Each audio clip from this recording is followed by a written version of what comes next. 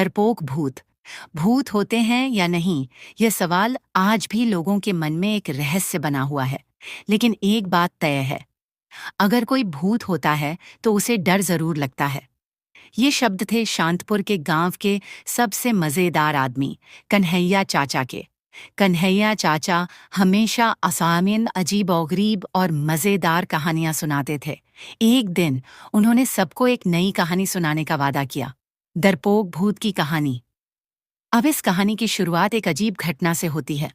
गांव के किनारे एक पुराना हवेली था जिसे लोग भूतिया हवेली कहते थे।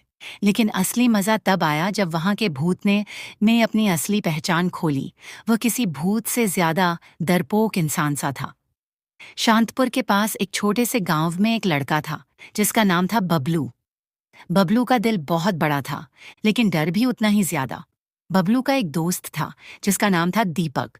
दीपक और बबलू हमेशा अजीब और गरीब चीजों के पीछे भागते रहते थे। एक दिन दीपक ने बबलू से कहा, चलो आज रात हम भूतिया हवेली में घूमेंगे।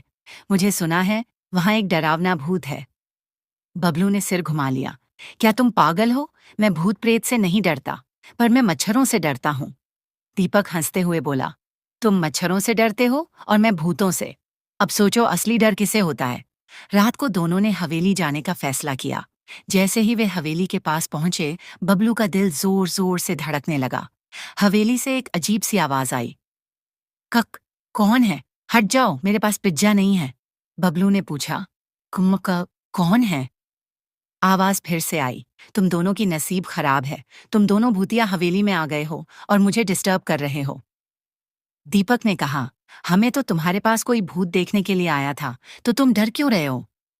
आवाज ने फिर कहा, डर डर क्यों नहीं होगा? मैं भूत हूँ, मैं हर वक्त डरता रहता हूँ। मुझे एक घड़ी चाहिए ताकि मैं समय जान सकूं और समय से पहले डरने की प्लानिंग कर सकूं। बबलू और दीपक हंसते हुए अंदर गए। कमरे के कोने में एक हल्की सी रोशनी नजर आई। जैसे ही वे करीब पहुंचे, उन्होंने देखा कि एक धूसर रंग का भूत किसी कुर्सी पर बैठा था और हाथ में घड़ी घुमा रहा था। बबलू ने पूछा, तुम कौन हो? भूत ने सिर घुमाकर कहा, मैं भी नहीं जानता कि मैं कौन हूं। कभी सोचा था कि मैं डराऊंगा लोगों को, लेकिन मुझे खुद डर लगता है। दीपक और बबलू दोनों चौंक गए। तुम डरते हो? बबलू ने आश्चर्यचकित होकर पूछा। हाँ, मैं हमेशा डरता हूँ। मुझे खुद से ज्यादा डर लगता है कि कहीं मैं डराने की कोशिश में खुद डर न जाऊं। भूत ने अपना दुखड़ा सुनाया। दीपक ने मजाक में कहा, तुम डरने वाले भूत हो तो किसी को डर कैसे सकते हो?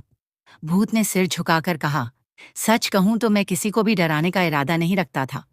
लेकिन जब मुझे पता चला कि लोग मुझसे डरते हैं तो मैंने सोचा, क्यों ना मैं भी डराऊं और अपना समय खराब करूं।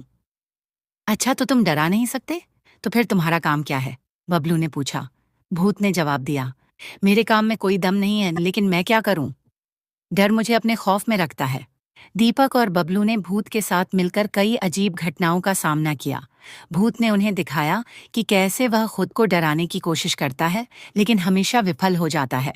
एक बार भूत ने अजीब आवाजें निकालने की कोशिश की, लेकिन उसकी आवाज उस हद तक जोर से थी कि खुद भूत को सुनकर डर लगा और वह खुद ही भाग खड़ा हुआ।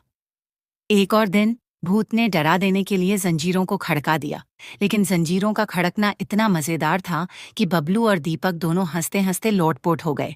भूत को देखकर उन्होंने कहा, तुमसे तो बेहतर हमारी मम्मियां होती हैं जो हमें रोज डराकर भेजती हैं स्कूल। क्या तुम लोग मुझे गंभीर नहीं लेते हो? भूत ने कहा। अरे तुम ही तो मस्त हो, कभी डराने का सही तरीका सीखो, दीपक बोला।